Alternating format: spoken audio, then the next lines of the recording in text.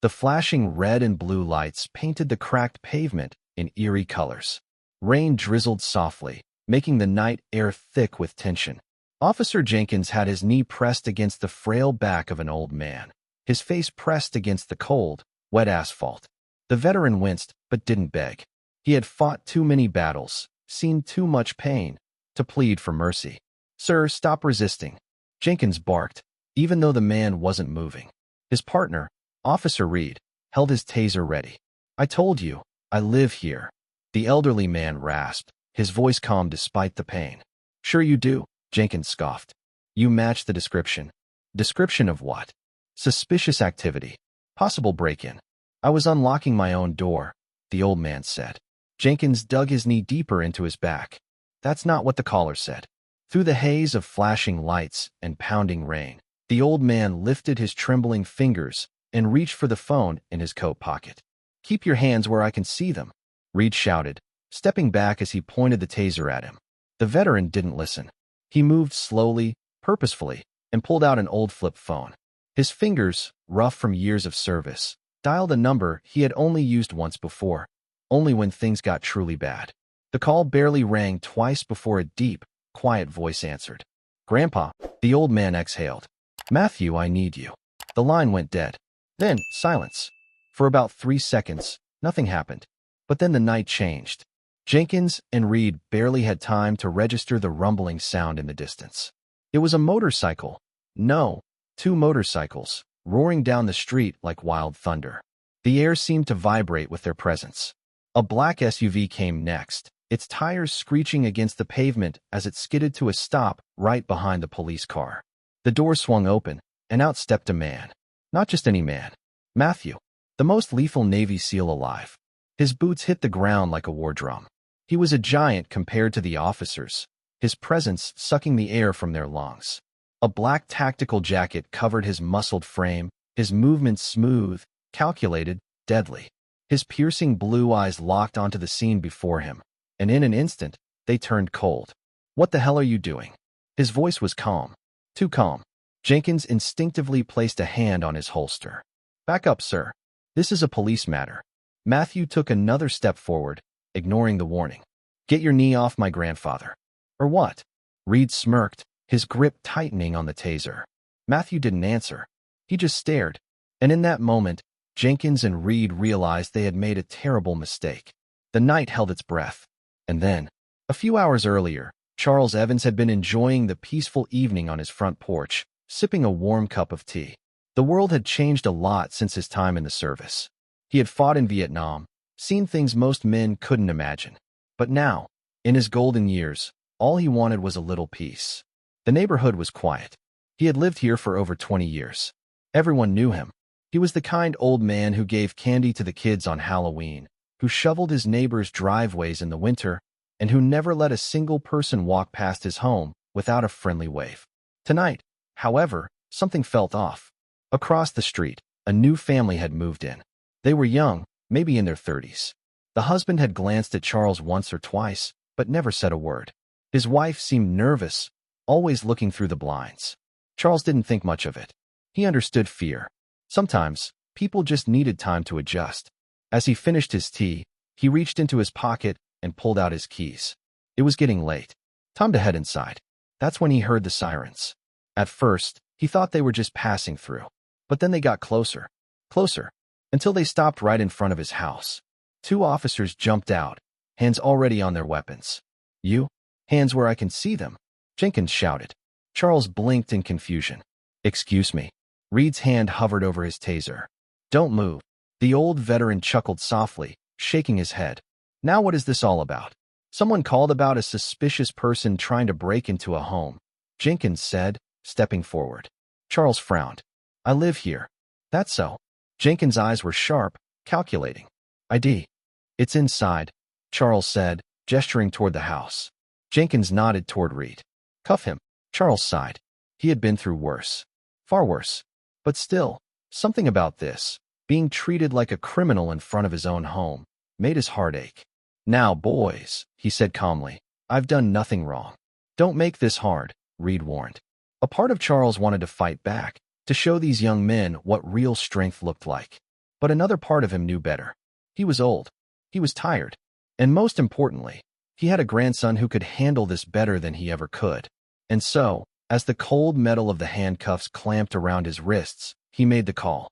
Now, standing in the rain, Matthew Evans took another step forward. Jenkins and Reed could feel it now. The air had shifted. This wasn't just a man. This was something else. Something dangerous.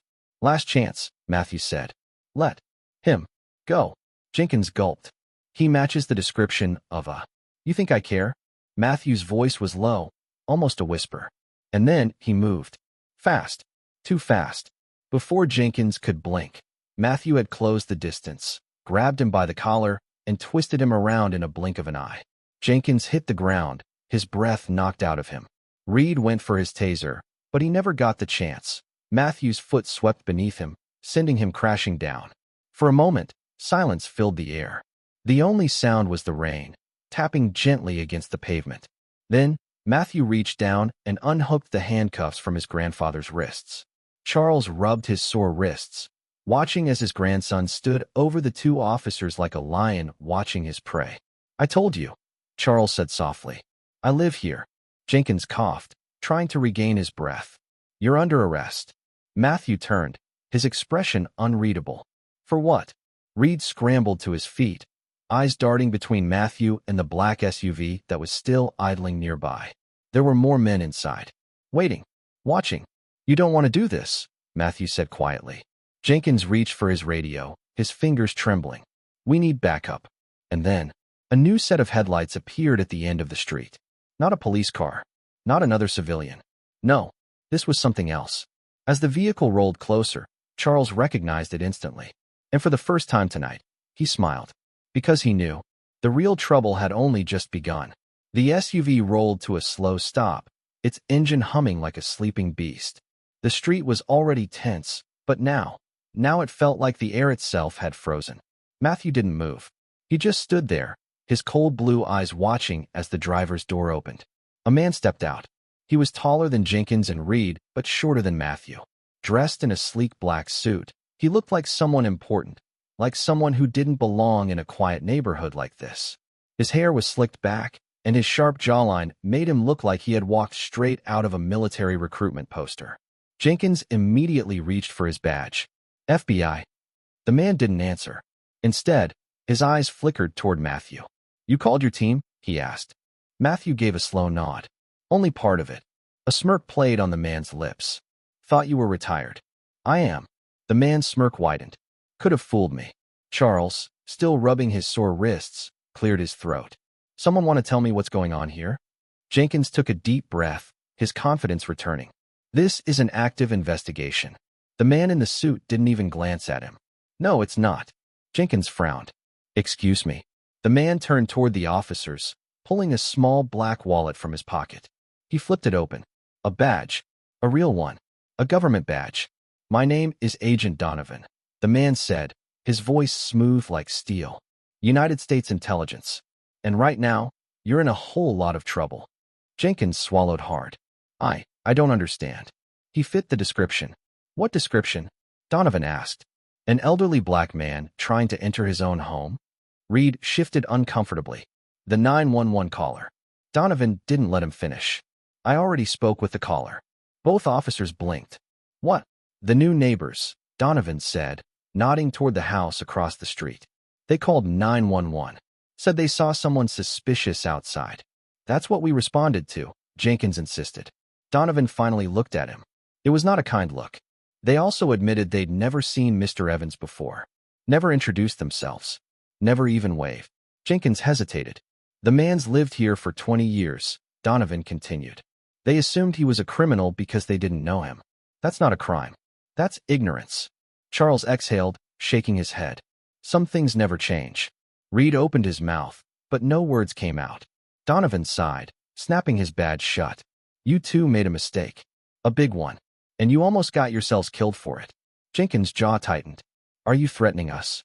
No, Donovan said. I'm stating a fact. Matthew finally spoke. I told you to let him go. You didn't listen. Reed clenched his fists. We were doing our jobs. No, Matthew said simply. You were doing what you thought was your job. There's a difference. Silence. The rain had slowed to a drizzle now, the air thick with tension. Then, suddenly, a gunshot. Loud. Close. Everyone turned. It came from the house across the street. From the same house that had called 911. Then, a scream. A woman's scream. Charles's eyes widened. Oh Lord. Donovan spun toward the house, already pulling his own weapon. Stay here. Matthew was already moving. Jenkins and Reed, still rattled, hesitated for half a second before instinct took over, and they ran toward the house as well.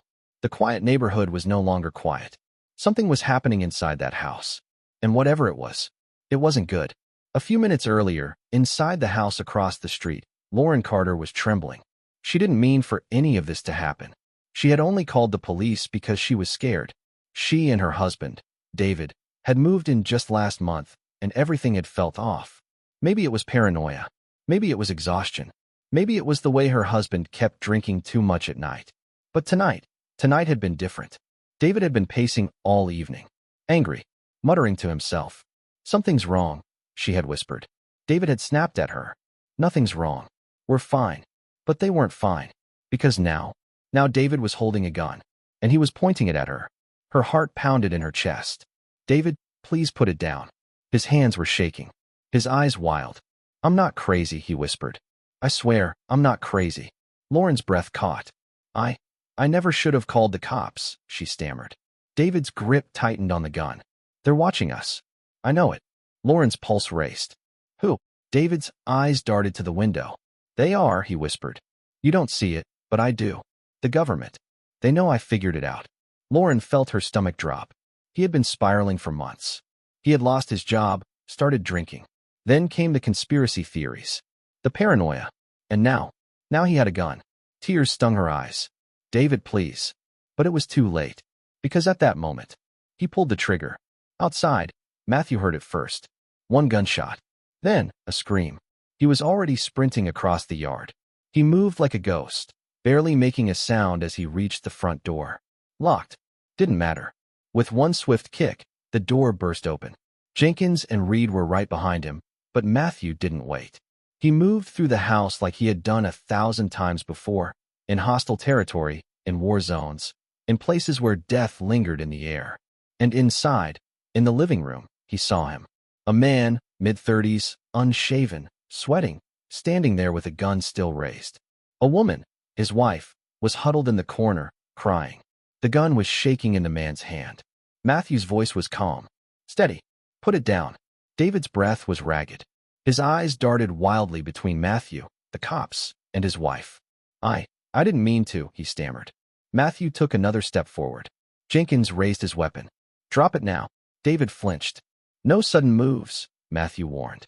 David's fingers twitched on the gun. His face twisted. His whole body shook. And then, his eyes locked onto Matthew's. For a split second, just a fraction of a moment, Matthew saw it. The truth. David wasn't just paranoid. He was broken. And broken men did desperate things. David exhaled, his grip tightening on the gun. And then, he turned it on himself. Matthew lunged. Jenkins and Reed shouted.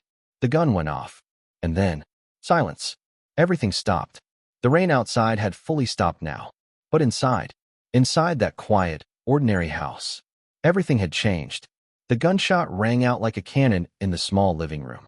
Matthew lunged, his muscles moving on instinct, but he wasn't fast enough. David Carter collapsed onto the floor, his gun slipping from his grasp.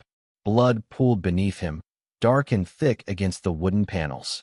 His chest rose and fell in sharp, shallow gasps. He was still alive, for now. Lauren screamed. No.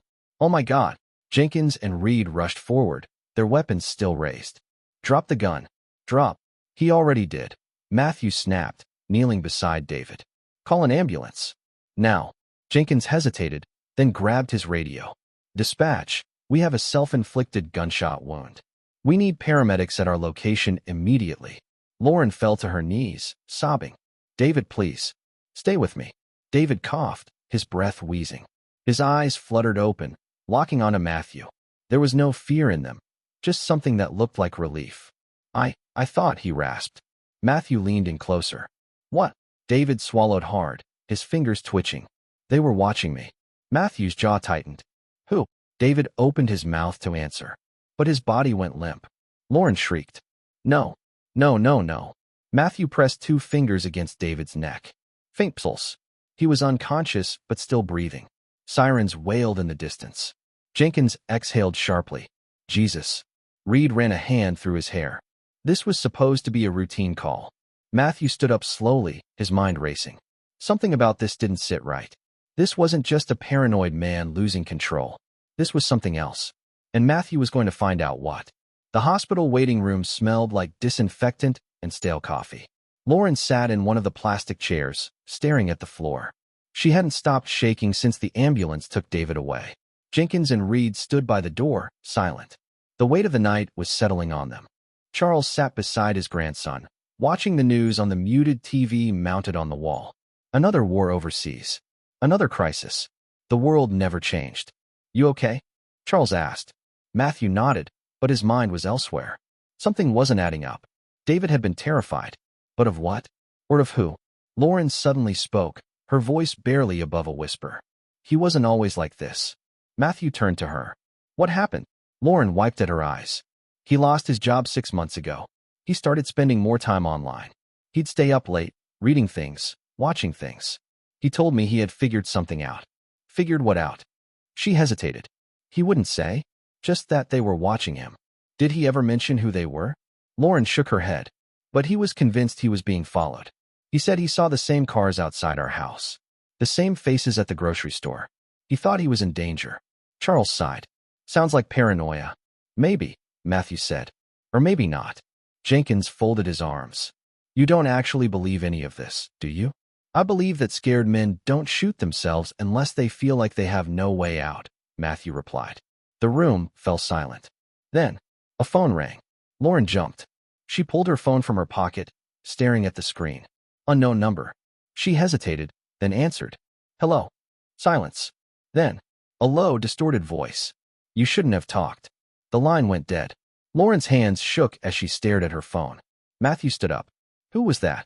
Her voice trembled. I don't know. Jenkins took a step forward. Could just be a prank.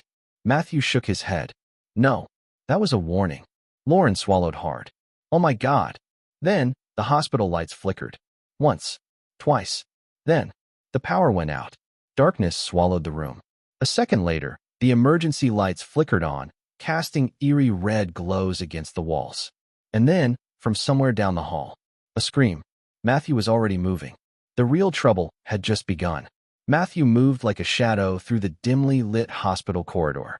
The emergency lights flickered, casting eerie red glows along the walls. Somewhere down the hall, a woman had screamed, but now there was only silence. Too much silence. Behind him, Jenkins and Reed hesitated. Wait, Jenkins whispered. What if it's just a power failure? Matthew ignored him, pressing forward. Something wasn't right. Hospitals had backup generators, but this wasn't just a blackout. This was precise. Deliberate. Charles grabbed Lauren's trembling hand, guiding her to a nearby bench. Stay here, he told her. No matter what happens, don't move. Lauren nodded, her face pale. Matthew reached the hallway intersection and peeked around the corner. The emergency exit sign glowed dimly at the end of the hall.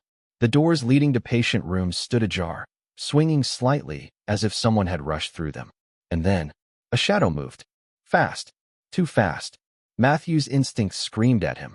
Someone's here, he whispered. Jenkins and Reed exchanged nervous glances. We should call for backup, Reed muttered. No time, Matthew said. Then, another scream. But this time, it was closer. Matthew bolted forward, his boots silent against the tile. His body moved like a predator on the hunt. As he reached the next hallway, he saw them. 2 figures, dressed in all black, standing over a nurse. One held a silenced pistol. The other had a blade pressed to the woman's throat. The gunman turned first, his eyes widening in surprise. Matthew didn't give him time to react. In one swift motion, he closed the distance, grabbing the man's wrist and twisting hard. The suppressed gun clattered to the floor. The second man swung his knife, but Matthew ducked, countering with a brutal elbow to the ribs. The attacker staggered back, gasping. Jenkins and Reed finally caught up, their guns drawn. Freeze! Jenkins shouted. The second attacker snarled and lunged toward the fallen gun. Matthew didn't hesitate. He kicked the gun across the floor, sending it skidding out of reach. Then, with one quick movement, he delivered a sharp strike to the attacker's throat. The man gasped, his body collapsing like a rag doll. The first gunman tried to scramble away, but Matthew grabbed him by the collar, slamming him into the wall. "Who sent you?" Matthew growled. The man coughed, eyes darting toward his unconscious partner. "You don't know what you're involved in." Matthew tightened his grip. "Try me." The man smirked, his lip bloody. "You're already dead." And then, his body convulsed. His eyes rolled back, and foam bubbled from his lips. Matthew barely had time to react before the man's body went still. "Dead," Reed cursed. "What the hell just happened?" Matthew's jaw clenched. "Cyanide pill." Jenkins turned toward the unconscious attacker. "What about him?" Matthew knelt, pressing 2 fingers against the man's neck. "Still alive. Not for long if we don't get answers," he muttered. The nurse, still trembling, finally found her voice. They were looking for a patient." Matthew turned to her. "Who?" The nurse swallowed hard. "David Carter." Silence. Matthew exhaled. Someone wanted David dead. And now, they knew where to find him. In the hospital room, David Carter lay unconscious, a thin blanket covering his bandaged chest. His breathing was steady, but his face was pale. Lauren sat beside him, her hands gripping his cold fingers. Charles stood by the window, watching the parking lot below. "They're going to come for him again," he said quietly. Lauren turned, her face stricken. "Why? He's just a man. A broken man." Matthew leaned against the wall, arms crossed. "Not to them." Jenkins rubbed his temples. "Okay, let's just stop for a second. Who exactly are they?" Matthew didn't answer, because he didn't know. Not yet. But he had a feeling. This went deeper than anyone realized. The man who had taken the cyanide pill had been trained. Not some street thug. A professional. Someone who knew how to kill and disappear. Matthew had seen men like that before. And that meant one thing. David Carter had stumbled onto something big. Something worth killing for. Lauren looked up at Matthew. "What do we do?" Matthew's response was immediate. "We get him out of here." Jenkins frowned. "You want to move a gunshot victim?" "He's not safe here," Matthew said. Then, a knock at the door. Everyone froze. The knock came again. Harder. Matthew's hand instinctively moved toward his holster. He didn't carry a gun often, not in civilian life. But he had other weapons. He stepped toward the door, then stopped. A shadow passed under the doorframe. Someone was out there. Lauren's breathing hitched. "Who is it?" Silence. Then, a voice. Low. Calm. "Matthew Evans." Matthew's blood ran cold. He knew that voice. Slowly, he reached for the doorknob. And then, he opened the door. The man standing outside was tall, dressed in a black trench coat. His eyes were piercing, calculating. And Matthew recognized him instantly. Because this wasn't just anyone. This was someone from his past. Someone he never thought he'd see again. The man smirked. "It's been a long time, old friend." Matthew didn't blink. Then, the man pulled out a gun. And everything exploded into chaos. The moment the gun appeared, Matthew moved. Time seemed to slow. His training kicked in, instincts sharpened by years of combat. He grabbed Lauren and shoved her behind him, his other hand reaching for the door. With a swift motion, he slammed it shut. Bang! A gunshot ripped through the air, the bullet splintering the wooden doorframe inches from Matthew's head. Jenkins and Reed scrambled backward, drawing their weapons. Shots fired. Shots fired. Jenkins barked into his radio. But Matthew wasn't waiting for backup. He turned to Charles and Lauren. "Stay down." Then he moved. He didn't charge through the door. That would be suicide. Instead, he backed up, scanning the room. The hospital layout, the angles, the exits. There, a side entrance near the window. "Jenkins, cover the hallway," Matthew ordered. Jenkins hesitated. "You giving orders now?" Matthew didn't wait for a response. He sprinted toward the window, grabbing the hospital chair and hurling it. The glass shattered, sending shards raining onto the pavement below. The door handle rattled. The man outside was trying to force his way in. Matthew turned to Lauren. "Get David out. Now." Lauren hesitated. "But..." "Now." Reed moved first, grabbing David's hospital bed and yanking it toward the window. Charles followed, his old soldier instincts kicking in. The door shook. Another shot exploded through the wood. Then, the door burst open, and Matthew finally got a clear look at the man. Jonathan Crane. A name Matthew hadn't spoken in years. a name that should have been buried in the past. Crane's piercing gray eyes locked onto Matthew, a slow smirk spreading across his lips. Still fast, I see. Matthew clenched his fists. Should have stayed dead, Crane. Crane chuckled. I could say the same about you. Then, he fired. But Matthew was already moving. He dove to the side, rolling across the floor as the bullet slammed into the hospital wall. In one fluid motion, he grabbed a metal tray and flung it toward Crane. It wasn't a lethal move, but it was enough to make Crane flinch. That was all Matthew needed. He closed the distance, slamming his shoulder into Crane's chest. The impact sent them both tumbling into the hallway. They hit the floor hard.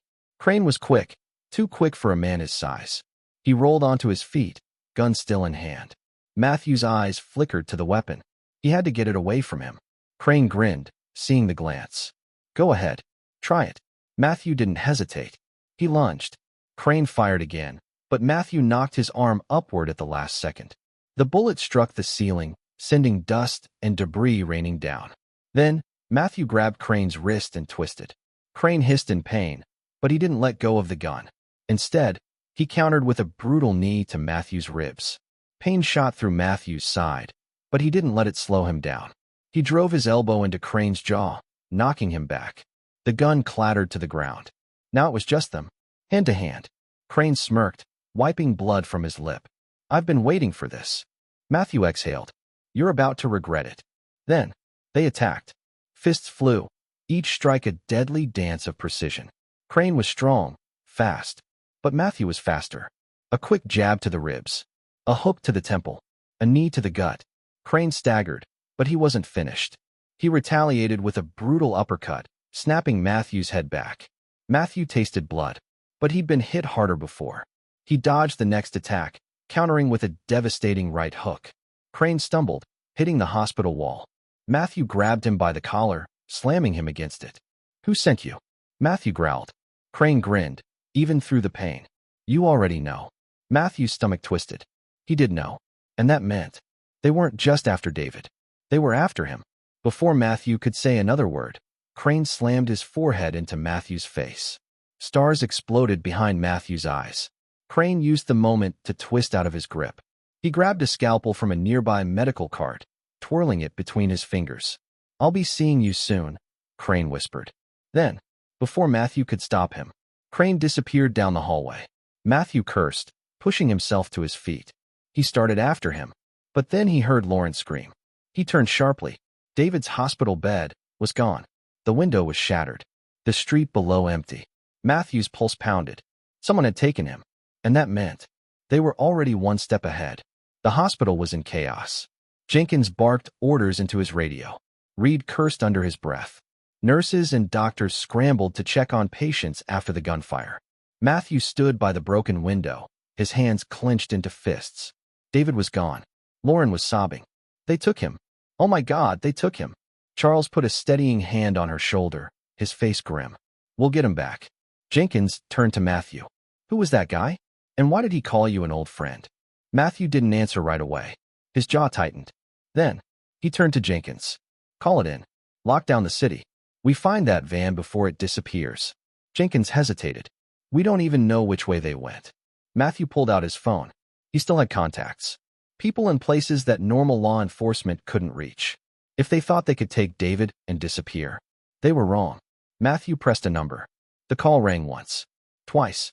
Then, a voice answered. You shouldn't have called me, Evans. Matthew's grip tightened on the phone. They took someone, he said.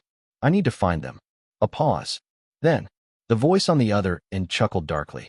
Well, looks like you're back in the game. Matthew exhaled. He didn't want to be back in the game. But now, he didn't have a choice. Because David Carter wasn't just some random man. He knew something. Something powerful. Something worth killing for. And if Matthew didn't find him soon, it would be too late. The city was alive with lights, but to Matthew, everything felt darker. The storm that had once been distant was now right on top of him. He could feel it in the air. David Carter was missing, taken, and the man responsible, Jonathan Crane, was still out there. Matthew gripped the steering wheel of the black SUV he had borrowed from the hospital's parking lot. Jenkins and Reed had been too tangled in bureaucratic red tape to stop him. They didn't understand what was happening, But he did. Lauren sat in the passenger seat, her knuckles white as she clenched the seatbelt across her chest. Her eyes were swollen from crying, but she was no longer sobbing. Now, she was locked in a trance of worry and fear. Charles sat in the back, his old hands resting on his lap, but Matthew knew better. His grandfather wasn't just sitting idly. He was watching, calculating. "I need to know something," Matthew said, his voice calm but firm. Lauren sniffled. "What? What did David find?" She turned to him, her eyes wide. "I told you I don't know. You must have some idea." She shook her head violently. "I swear he never told me. He just kept saying, 'They're watching.' I thought he was just being paranoid." Matthew glanced at her. He wasn't paranoid. He was right. Lauren's breath hitched. Charles exhaled from the back seat. "So what's our move?" Matthew turned down a side street, weaving through traffic. He already had a plan. "I made a call," he said simply. "To who?" Charles asked. "To someone who knows how to find people who don't want to be found." Lauren looked at him, confused. "And you trust them?" Matthew didn't answer immediately. Finally, he said, "I trust them to do what they do best." Lauren wasn't sure if that made her feel better or worse. Matthew made a sharp right turn, heading toward the city's industrial district. Then, from the back seat, Charles muttered, "We're being followed." Matthew didn't react right away. He checked the rearview mirror, scanning the road. Then he saw it. A black sedan. No headlights. Keeping its distance, but steady. Lauren noticed his silence. What's wrong?" Matthew reached under his seat and pulled out a compact Glock 19. He checked the magazine. "Full. We're about to have company." Lauren turned, her eyes widening when she saw the car trailing them. "Oh my God." Charles cracked his knuckles. "I'm too old for this." Matthew exhaled. "No, you're not." Then, the sedan's engine roared to life. It was closing in. Matthew tightened his grip on the wheel. "Hold on." Then, he slammed the brakes.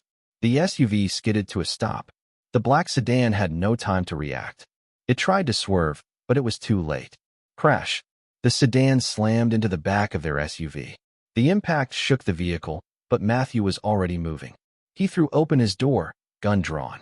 The driver of the black sedan stumbled out, dazed from the crash. But he wasn't alone. The passenger door flew open, and Crane stepped out, still alive, still smirking. Lauren gasped. "It's him." Crane rolled his neck, adjusting his trench coat like he had all the time in the world. "Well played, Evans," he said. "But you and I both know this doesn't end here." Matthew kept his gun trained on him. "Where's David?" Crane chuckled. "Somewhere safe." "I doubt that." Crane tilted his head. "Do you really think you're in control here?" Matthew's finger tightened on the trigger. "I think you have 3 seconds before I put you down." Crane sighed dramatically. "I do love your confidence. But there's something you should know." Matthew didn't blink. "Yeah? What's that?" Crane smiled. Then, a second black sedan screeched around the corner. More men. More guns. Crane took a step back, still smiling. "This is bigger than you, Evans. Bigger than all of us."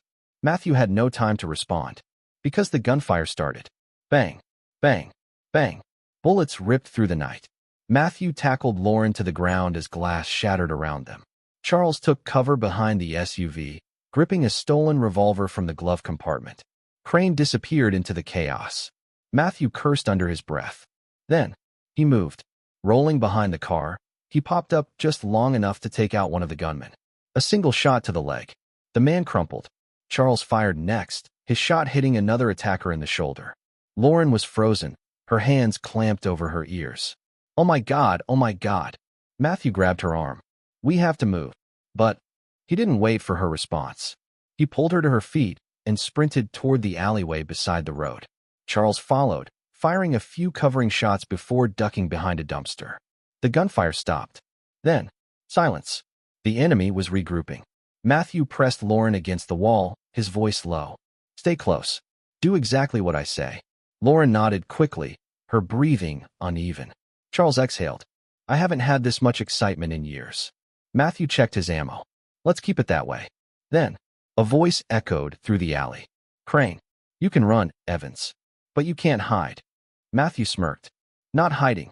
Then, from the rooftops above, a new voice cut through the darkness. "Neither am I." Lauren's breath caught. "Who?" Matthew grinned. Because standing on the rooftop, dressed in tactical gear, holding a sniper rifle, was his backup. His real backup. The deadliest tracker he knew. And Crane, for the first time, looked worried. "Game over," the sniper said. Then, he pulled the trigger. The rifle's shot cracked through the night like thunder. Crane barely had time to react. He twisted, trying to dive behind a car, but he wasn't fast enough. The bullet tore through his shoulder. A clean hit. Not lethal, but enough to take him out of the fight. Crane screamed as he collapsed against the pavement, his hand clutching his bleeding arm. The other gunmen scattered.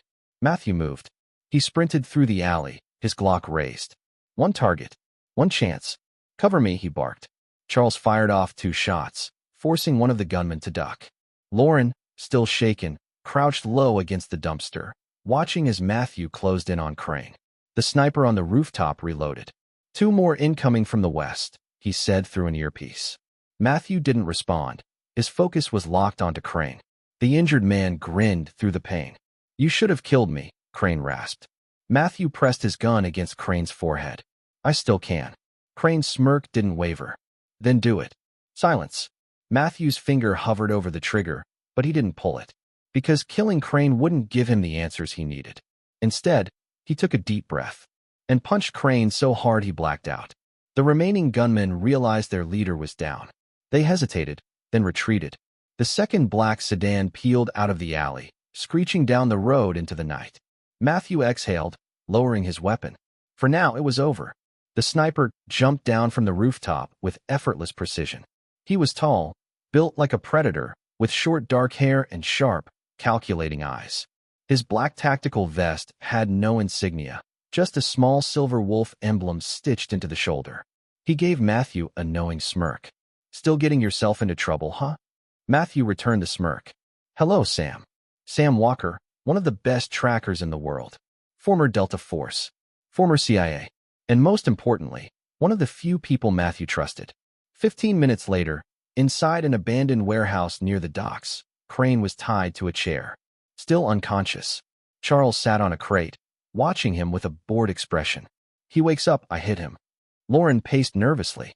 "We should call the police." Matthew shook his head. "No, the cops won't be able to hold him. He's connected." Sam leaned against a wall, loading another round into his rifle. "So what's the plan?" Matthew crouched in front of Crane and slapped him awake. Crane gasped, blinking rapidly. Then he smiled. The classic interrogation. Feels like old times." Matthew didn't react. He simply pulled out his knife and stabbed it into the wooden crate next to Crane's hand. The blade quivered. Crane's smirk faltered. Matthew's voice was low. "Cold. Where is David Carter?" Crane chuckled, but there was a flicker of uncertainty in his eyes. "You really want to know?" he rasped. "Fine. I'll tell you."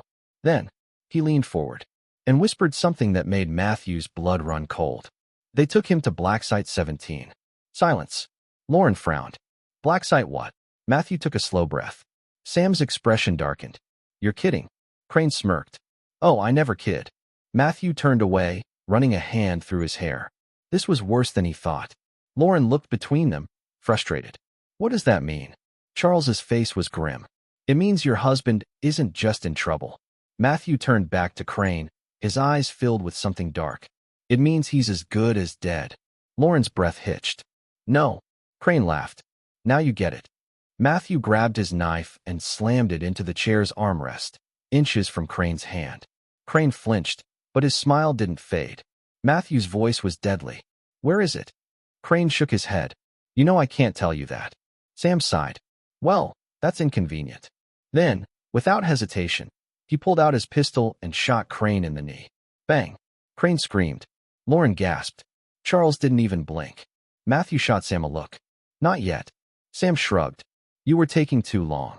Crane panted, his body trembling from pain. But still he laughed. "You guys really don't get it, do you?" he rasped. "This isn't just some government base. It's a place that doesn't exist. A place where people go and never come back." Lauren's eyes widened. "David's in there." Crane grinned, despite the bullet wound. "He won't be for long." Matthew's mind was racing. Black Site 17. He had heard whispers of it before. An off-the-books prison. Hidden. Classified. Where people disappeared. And if David was there, then they didn't have much time. Matthew turned to Sam. "We need to find it." Sam exhaled. "That's easier said than done. The only people who know where it is are the people inside. Lauren's face fell. Then how do we find it? Matthew clenched his jaw. He already knew the answer. And he hated it. They needed to get arrested. Not just anywhere. They needed to get taken there. Lauren's voice was shaky. What are you thinking? Matthew turned to Sam. Then, to Crane. His voice was cold. You're going to help us. Crane laughed. And why would I do that? Matthew smirked. Because you don't have a choice. Then, Matthew knocked him unconscious. And just like that, the real mission began. The heavy silence in the warehouse was broken only by the sound of dripping water and the low hum of distant city traffic. Matthew stood over Crane's unconscious form, his face set in grim determination.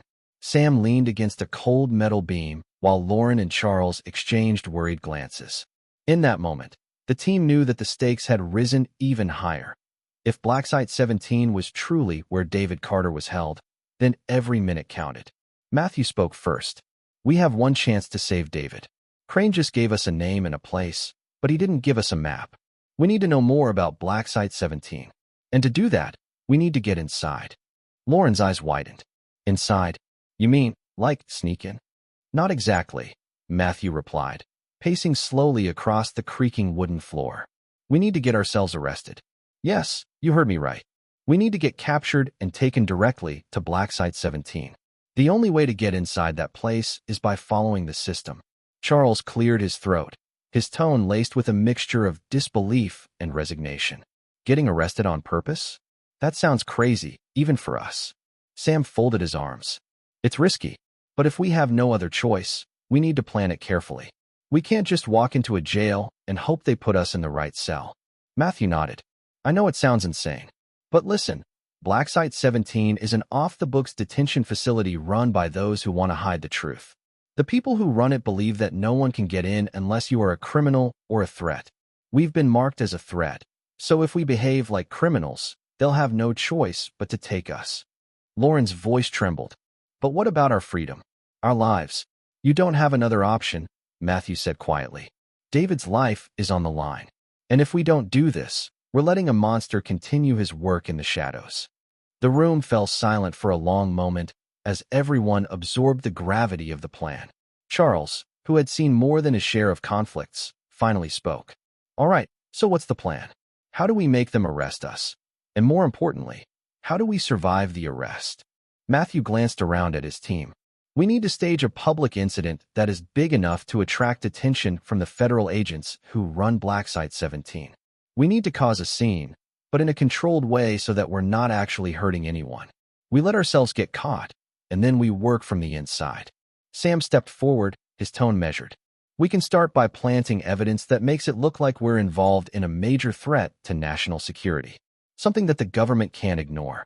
But it has to be believable, and we have to be ready for what happens next. Lauren took a shaky breath. And what if we get hurt? What if something goes wrong inside that facility? Matthew's eyes softened as he looked at her. I promise you, Lauren, we'll do everything we can to stay safe. But David's life is worth this risk. We have to trust each other and work together. Charles added, I'm not as young as I used to be, but I still know a thing or two about planning escapes. We can come up with contingencies if things go south. The team gathered around a rickety table in the center of the warehouse, and for the next hour they mapped out every detail. They discussed escape routes, safe houses, and the best ways to create a distraction that would force the government into action. Every suggestion was weighed carefully against the dangers of what lay ahead. Matthew drew a rough map on a scrap of paper, outlining the city streets, potential police checkpoints, and the rumored location of Black Site 17 on the outskirts of the city. According to what Crane said, Black Site 17 is hidden in an abandoned military base far from the public eye, he explained. We need to lure the authorities there. I have a friend in federal intelligence who might be able to help, if we can get his attention. Sam interjected. You mean by making ourselves look like the masterminds behind a major security threat? Exactly, Matthew confirmed. We stage a situation so dangerous that they have no choice but to intervene. We'll do it in broad daylight, so that there's video evidence and witnesses. Then we let them arrest us, and once we're inside, we can work our way through the maze. Lauren frowned as she listened. This is dangerous on every level. We're playing with fire. Charles shook his head slowly.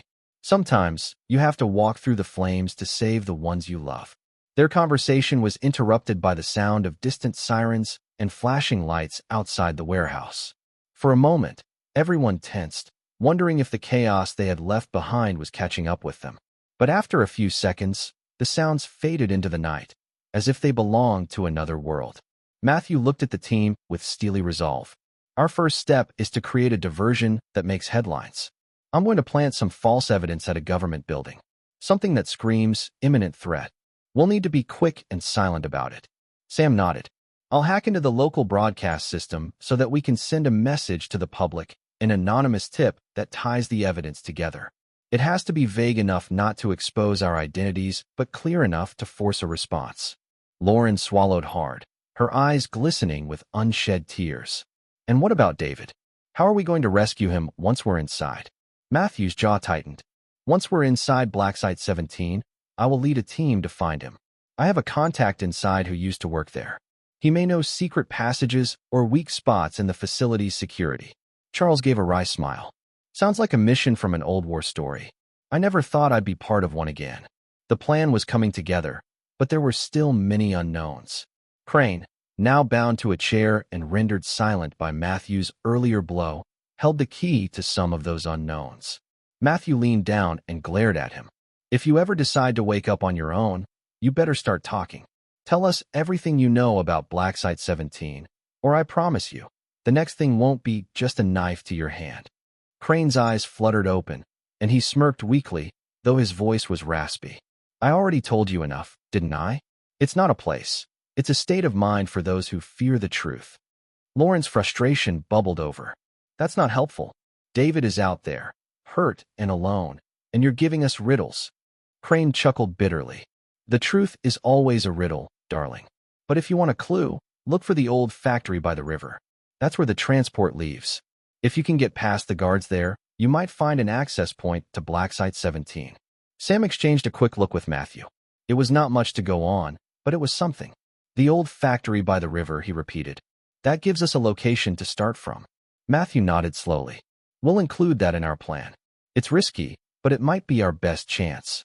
The team spent the next few hours gathering what little equipment they had. Small cameras, flash drives, and walkie-talkies.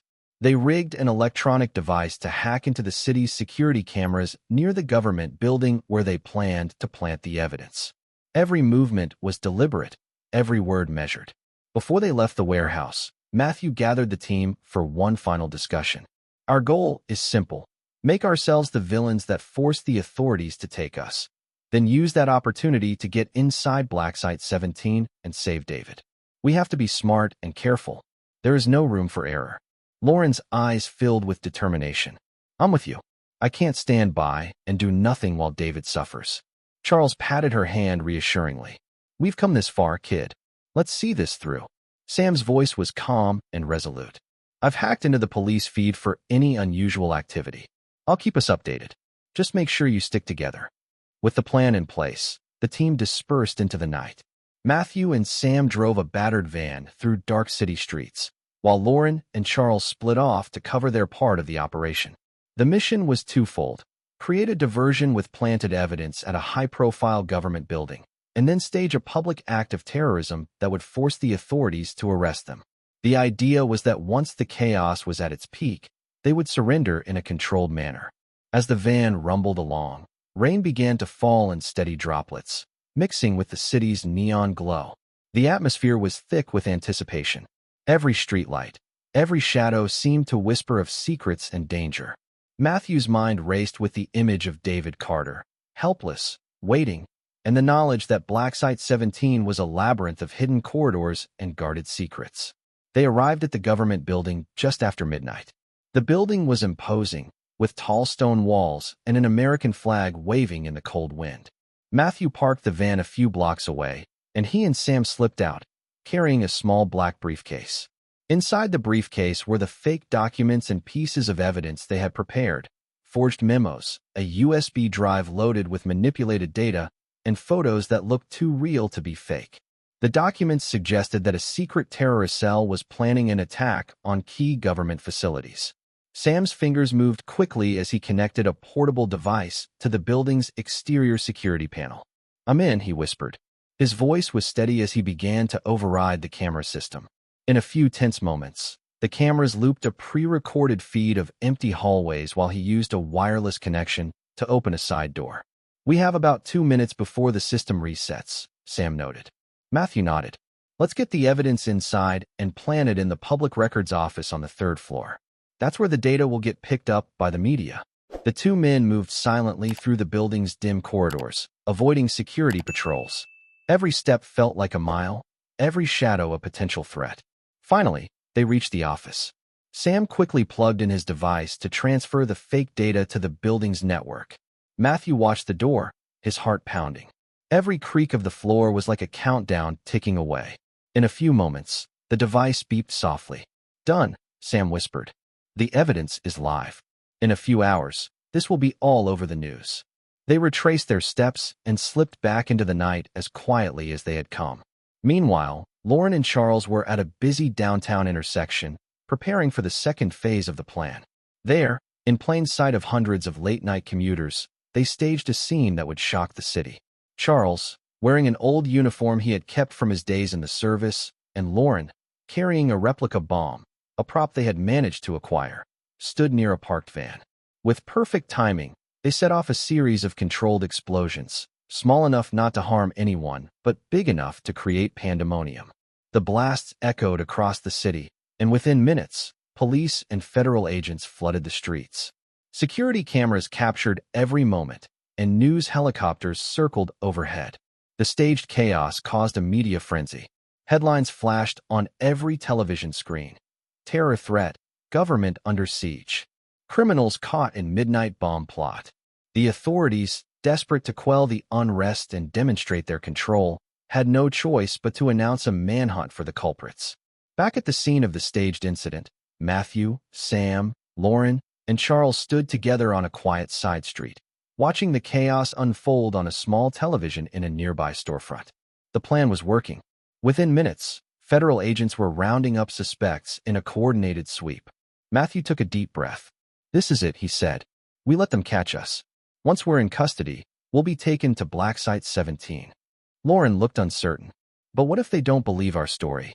What if they suspect something is off?" Charles placed a reassuring hand on her shoulder. "We've done our homework. The evidence is planted.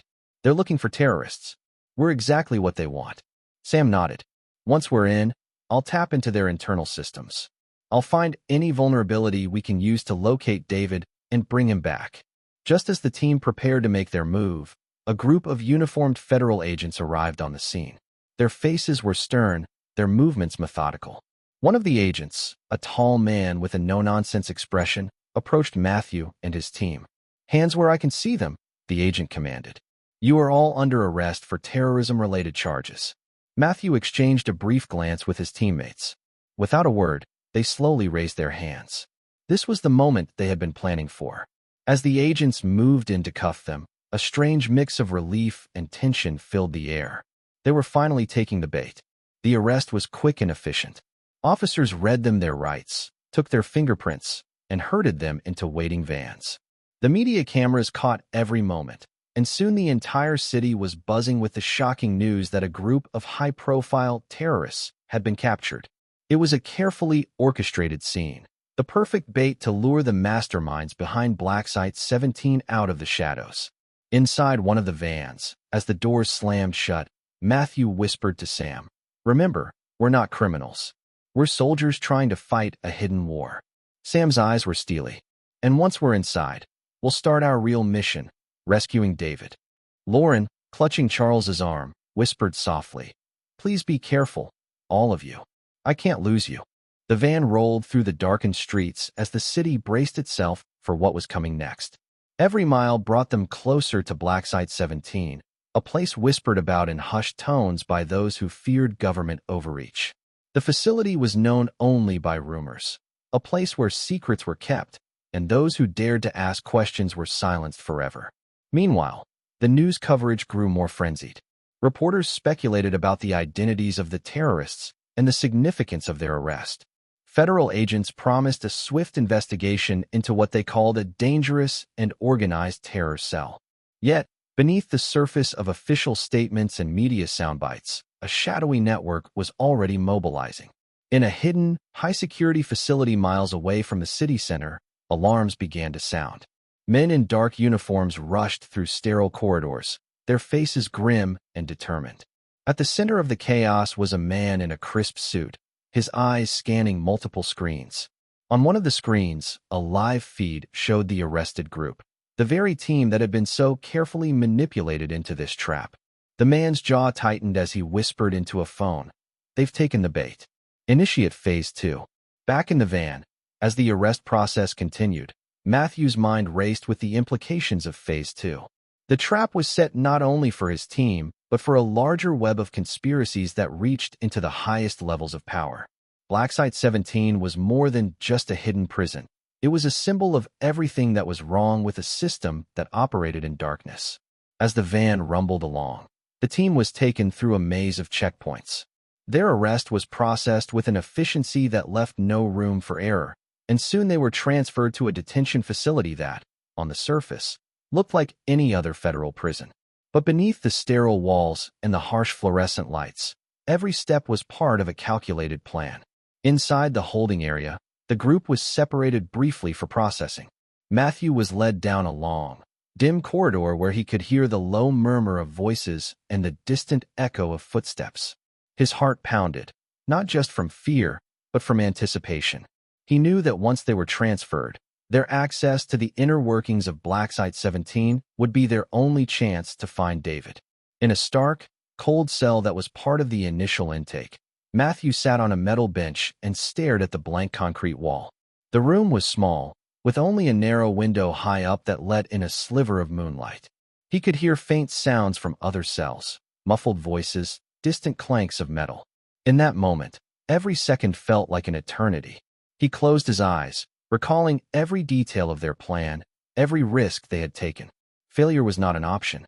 Across the facility, Sam, Lauren, and Charles were processing in their own cells. Each one carried the weight of the mission and the desperate hope of rescuing David Carter. The plan was simple: remain calm, wait for the transfer to Black Site 17, and then use every tool and contact at their disposal to find a weak spot in the enemy's network. As hours passed, the facility's routine continued with robotic precision. Inmates were counted, meals were served, and guards made their rounds. But Matthew knew that beneath the calm exterior, a storm was brewing. The moment of reckoning was near, and their carefully planted ruse was about to unfold. A few hours later, during the routine transfer to a higher security area, the team was herded into a transport van. The inside of the van was cold and unwelcoming, with only a single overhead light that flickered intermittently. Matthew sat between Lauren and Charles, while Sam sat near the door, eyes constantly scanning the rearview mirror. Every bump on the road felt like a threat. Every shadow outside the van was a potential enemy. The van finally came to a stop at a nondescript, heavily guarded compound. The gates were tall and fortified with barbed wire. As the van doors opened, armed guards greeted them with blank expressions. Matthew and his team were led through a series of sterile hallways until they reached a secure processing area. There, the true nature of Black Site 17 began to reveal itself: a cold, imposing building with stark, metallic walls and an air of ruthless efficiency. At the entrance of the main hall, a stern-faced official in a crisp suit greeted them. "Welcome to Black Site 17, he said flatly. "Your cooperation is appreciated. Please remove all personal items and follow the instructions." The team exchanged wary looks. This was the trap they had set for themselves, but it was also a prison designed to break the spirit of its occupants. Yet, in that very moment, Matthew's mind was already racing with plans for what would come next. They had to stay together, gather information, and, most importantly, find David Carter before it was too late. As they were processed and led into separate holding cells, Matthew's eyes met Sam's through a narrow slot in the cell door. Sam mouthed a single word: soon. It was their silent promise that no matter what horrors awaited them inside Black Site 17, they would fight their way to the truth. Outside, as the compound's alarms and security protocols continued their relentless routine, An ominous sense of urgency filled the air. Somewhere deep within Black Site 17, the clock was ticking down on David's life. And every minute spent in captivity was a minute that the enemy grew stronger. Matthew lay awake on his cold metal bench that night, the hum of the facility's machinery a constant reminder of the impending danger. His thoughts drifted to his lost friend Crane, whose cryptic words still echoed in his ears. This isn't just a place. It's a state of mind for those who fear the truth. Matthew wondered what truth lay hidden behind those impenetrable walls, and whether the secret was worth the risk of their lives. Then, as the darkness pressed in around him, a sudden clatter outside his cell jolted him upright. The sound of hurried footsteps and low voices drifted through the corridor. Matthew's heart pounded faster. Had one of the guards discovered something? Or was it the beginning of the next phase of their plan? He listened intently as the voices grew nearer, filled with urgency and tension. The moment was fraught with danger and possibility, an opening that could either be their salvation or the final nail in their collective coffin. Matthew's mind raced as he prepared for what might come next. His resolve hardened. He had come too far to back down now. Every secret, every sacrifice, had led them to this point. And though the road ahead was dark and uncertain, he knew one thing for sure. They would not let David Carter's life be snuffed out by the machinations of those who thrived in the shadows. As the footsteps drew closer, a heavy metal door creaked open at the far end of the corridor. In that brief moment of anticipation, Matthew realized that their mission was far from over. The next move was imminent, and it would change everything. And in that heartbeat of silence, with the fate of a man they loved hanging in the balance, Matthew steeled himself for the chaos to come. The heavy metal door at the end of the corridor creaked open, the sound echoing through the cold, sterile hallway. Matthew tensed, his hands clenching into fists as he heard the steady rhythm of boots approaching. The air inside Black Site 17 felt different, thicker, oppressive, filled with the weight of secrets no one was ever supposed to uncover. The footsteps stopped just outside his cell. A guard peered through the narrow slot in the door. His eyes were unreadable, his face blank. Then, the lock clicked. The door swung open. "On your feet," the guard ordered, his voice emotionless. Matthew hesitated. He wasn't expecting this. They had just arrived. Why was he being taken somewhere so soon? Still, he stood. The guard motioned for him to step forward. The hallway outside was dimly lit, the walls a dull, lifeless gray. Down the corridor, he could hear faint murmurs. Other prisoners, maybe? Or something worse. Matthew stepped out of his cell, his mind racing. What was this? Interrogation? Execution? 2 more guards flanked him. Armed. Serious. Something was wrong. And then, he caught a glimpse of Sam. Through the narrow slot in the cell across the hall, Sam's sharp eyes locked onto Matthew's. He gave a small nod, the silent communication clear. Stay alert. Be ready. Matthew returned the nod. The guards didn't seem to notice. He was led down a long hallway, past doors marked with nothing but numbers. No names. No identifiers.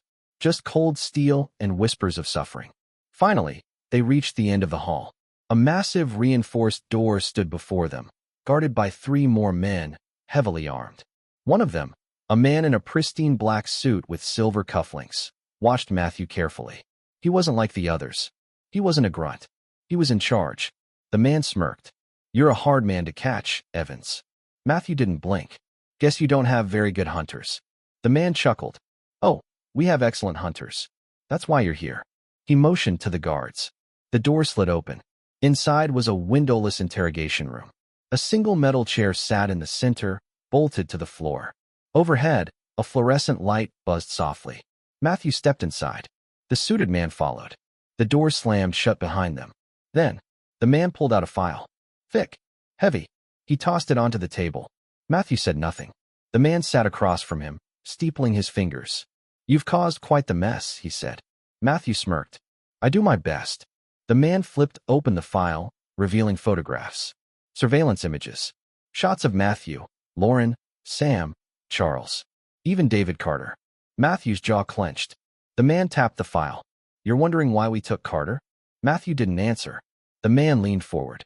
"Because he knows something he shouldn't." Matthew's breath slowed. "What?" The man smiled, but it was cold. "That's what we're trying to find out." He flipped another page in the file. More photos. documents stamped with top-secret labels. Then, a picture of Crane. Matthew frowned. Crane works for you. The man chuckled. Crane works for whoever pays him. Matthew clenched his fists under the table. Of course, Crane was never loyal. He was a mercenary, a snake, and Matthew had walked right into his trap. The man sat back, studying Matthew like a puzzle he was trying to solve. Here's the problem, Evans. You've made yourself too dangerous to ignore. You, your team, your grandfather. You should have stayed retired. Matthew exhaled slowly. And you should have left an innocent man alone. The man smirked. There's no such thing as innocent. Then, he pressed a button on the table. A screen flickered to life on the wall. And suddenly, Matthew saw David Carter. Alive. Barely. He was strapped to a chair, his face bruised, his breathing ragged. His eyes darted around, filled with exhaustion and fear. Lauren's voice whispered in Matthew's mind. Find him. Save him. The man in the suit watched Matthew carefully. He doesn't have much time left. Matthew kept his face blank. Then let him go. The man chuckled. Not how this works. He leaned forward. You want to save him? Matthew didn't answer. The man's voice dropped lower. Then give me something in return. Matthew raised an eyebrow. Like what? The man smiled, slow and dangerous. The names of every person you've ever worked with in special operations. Silence. Matthew's heart pounded. They wanted a list. A list of his people. His brothers and sisters.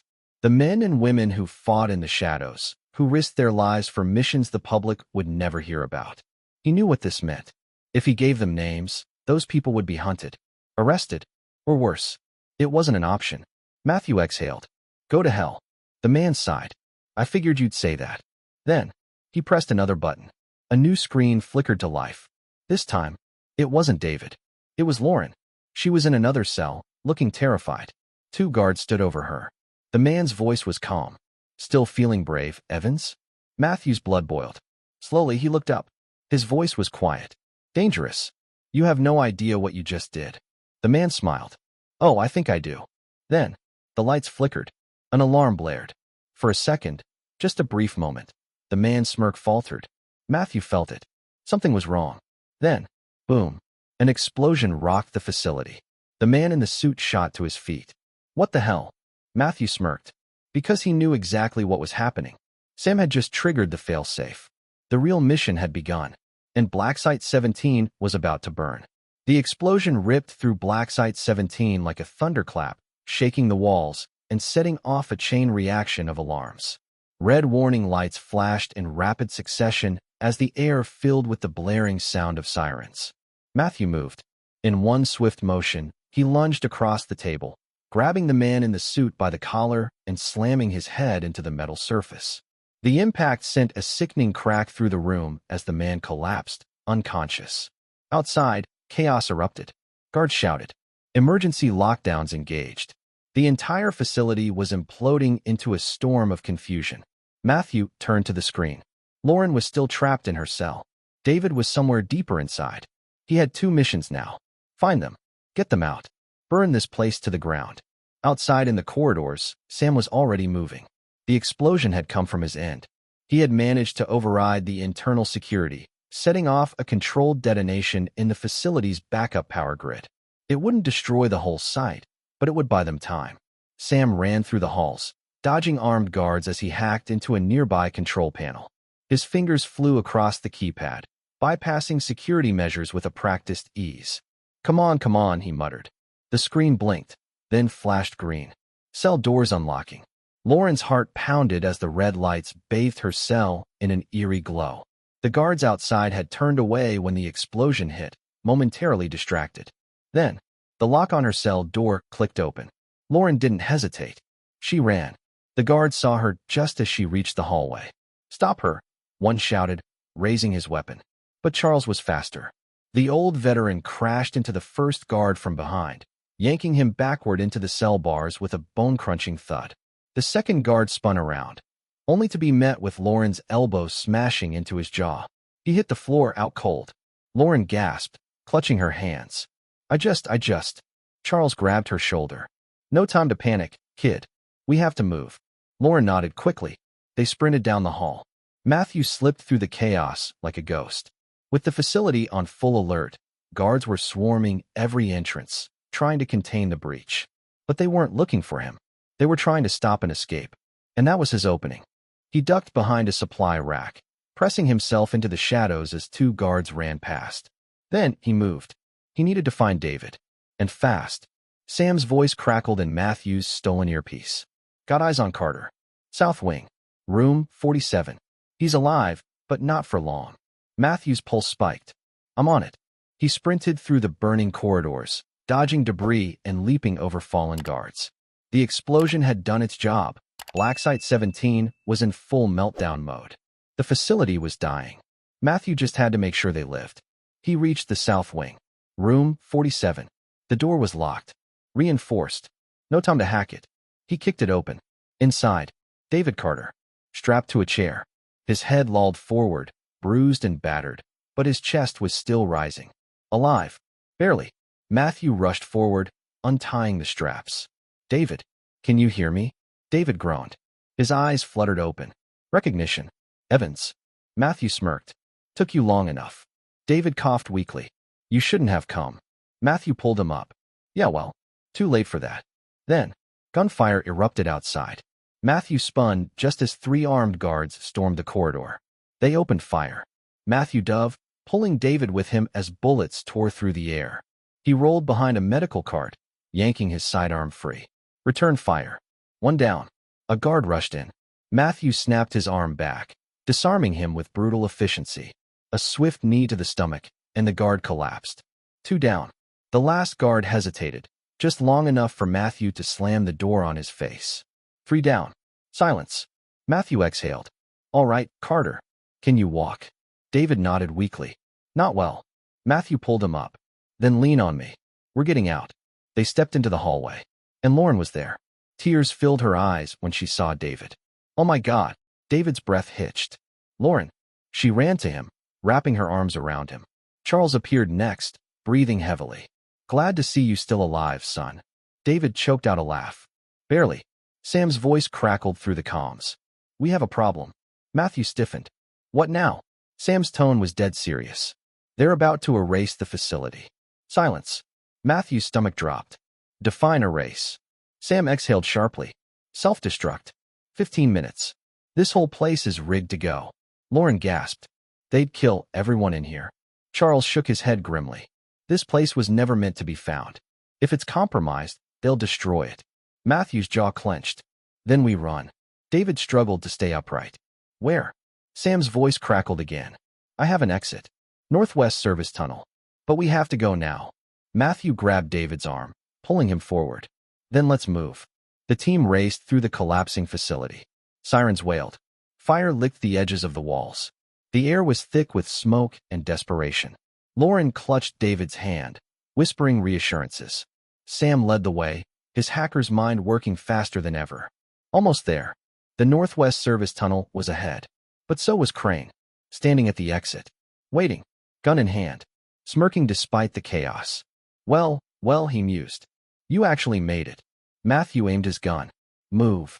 Crane chuckled. You know I can't do that. Matthew exhaled. Didn't think so. Then, they both fired. Gunfire cracked through the tunnel. Matthew's bullet hit first. Crane staggered back, clutching his shoulder, but not before he fired. Lauren screamed. David collapsed. Matthew's eyes widened. No. Crane smirked, blood dripping from his lips. You can't save everyone. Matthew lunged. One final shot. Crane fell. Dead. Matthew spun back to David. Lauren was already cradling him, her hands pressing against his wound. Tears streamed down her face. David, stay with me, please. David's eyes fluttered. I tried to warn you. Matthew pressed his fingers against the wound. Still breathing. But barely. Sam grabbed his arm. We have to go.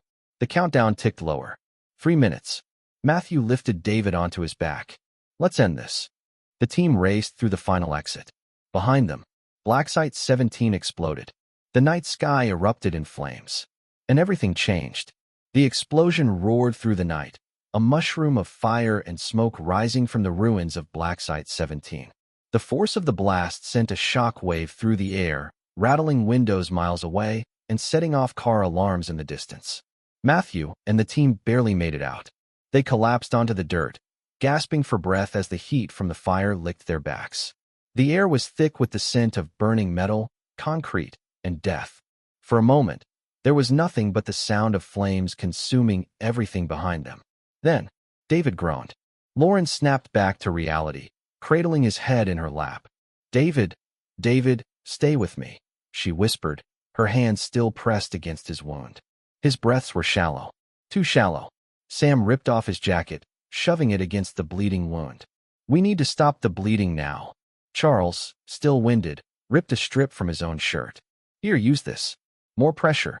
Matthew pressed his fingers against David's neck. Pulse was weak, but still there. We need to move, Matthew said. This place won't stay quiet for long. Lauren shook her head. Tears streaked her face. We can't move him like this. He needs a hospital.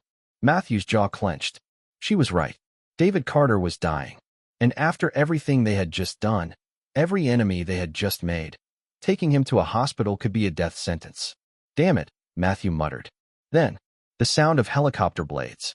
Sam's head snapped up. We've got incoming. Matthew's body tensed. Then he saw them. 2 black helicopters. No markings. No insignia. Not military.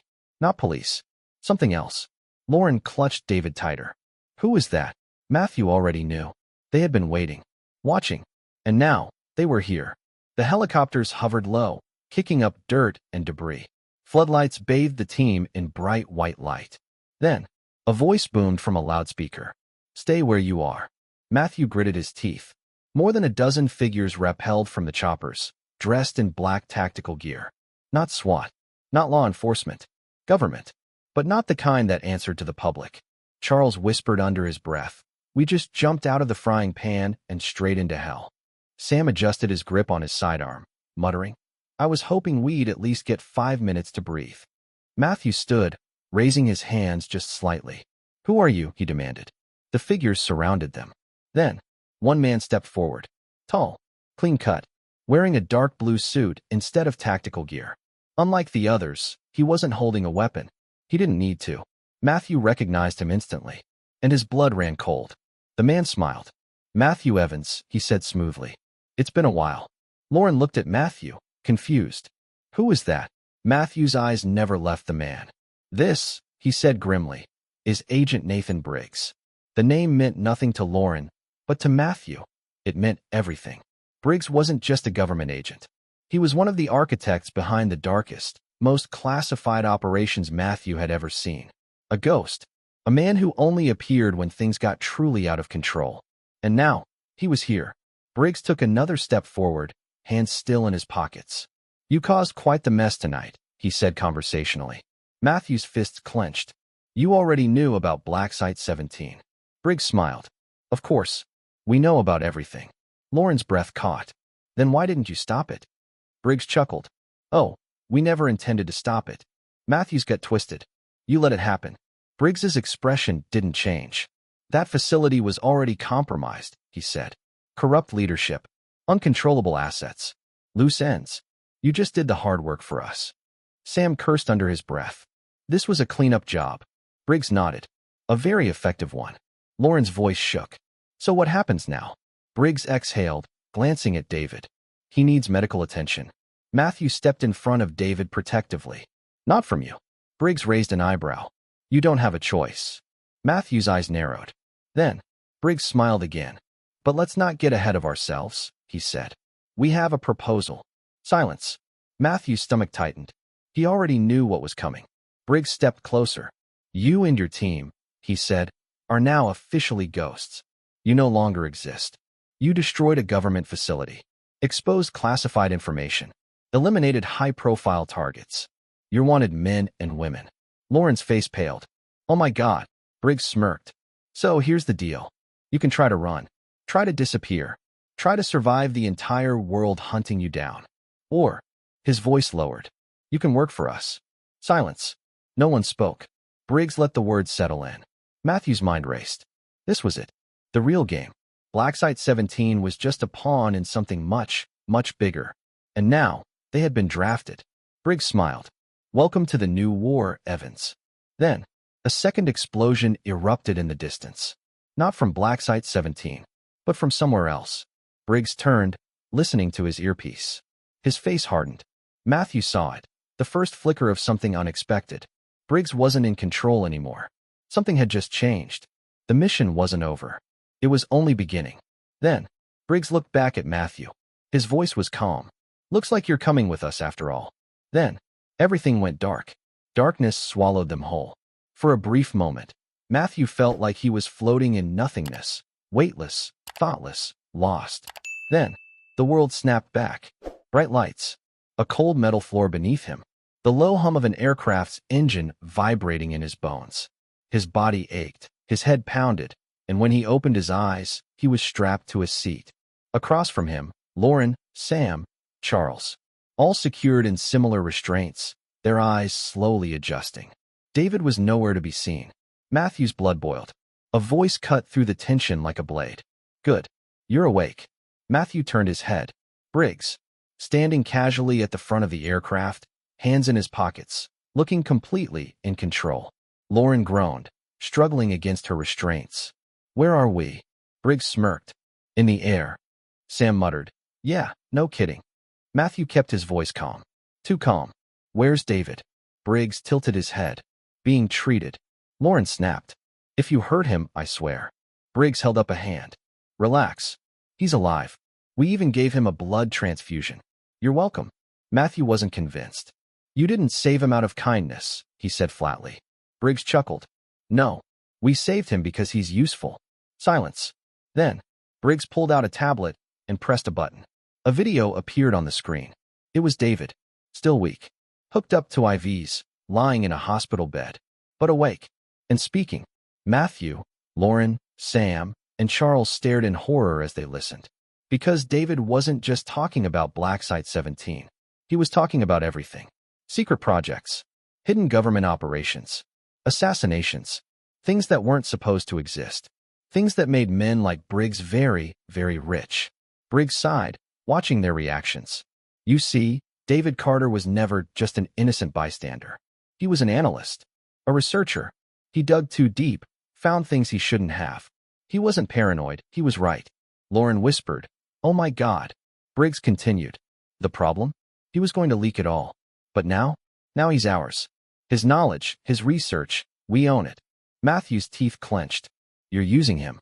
Briggs smiled. "Of course." Then, he turned off the tablet, and his expression changed. No more smirking, no more teasing, just cold, brutal reality. "I'll make this simple," Briggs said, pacing slowly in front of them. "You all have two choices. One, you disappear. I erase your records, wipe you from every database, and you live the rest of your lives as ghosts. No bank accounts, no names, no homes. You spend every day looking over your shoulder, wondering when the next bullet will come." Matthew didn't react. Briggs smirked. "Or, you work for me." Silence. The weight of his words crushed the air. Briggs leaned in slightly. "You've already proven yourselves. You took down one of our facilities. You survived a kill order. And most importantly, you know things now. That makes you valuable." He straightened. "So here's the deal. You work for me, covert missions, off-the-books jobs. We erase your past, give you new identities. You don't ask questions. You don't disobey orders. In return," he gestured toward the now-dark tablet, "you keep David alive." Lauren gasped. Tears welled in her eyes. Charles stiffened. Sam let out a slow, controlled breath. Matthew felt the walls closing in. He had been here before. Too many times. Manipulated. Forced into impossible choices. Briggs wasn't offering a way out. He was offering a prison with a longer leash. Matthew looked at his team. Lauren, desperate to save her husband. Charles, tired but still fighting. Sam, watching Briggs with the sharp, calculating eyes of a man already planning his next move. Matthew exhaled and made his choice.